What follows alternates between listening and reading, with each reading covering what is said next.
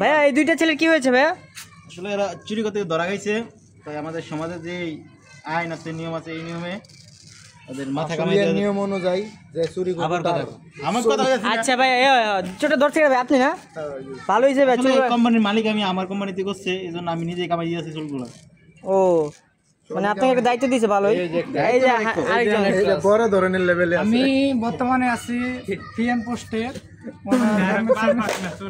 ও npm আর ইনি হচ্ছে বর্তমান কালার মাস্টার মালিক। আর আমি এখানে আছি রায়হান।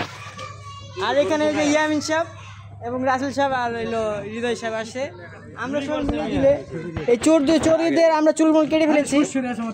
চুরি করছে আর চোর মন হবে না। বর্তমান বাংলাদেশে আমরা অনেক চেষ্টা করবো চোর থেকে দূরে রাখার জন্য। ঠিক আছে, ভালো থাকবেন দর্শকবৃন্দ।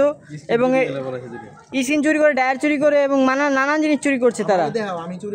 আর এই যে আমার বড় ভাই সে এটা ধরা দিয়ে দিয়েছে আজকে, ধরে ফেলে এর লাঞ্চের সময় কি করে সব জিনিস নেয়, নিয়ে টুস করে বের হয়ে যায়। এগুলোতে সবাই সতর্ক থাকবেন, মালিক পক্ষদের আমি জানিয়ে দিচ্ছি। এরকম আমাদের এরকম পিএমের মতো থাকলে তাহলে ভালো হবে।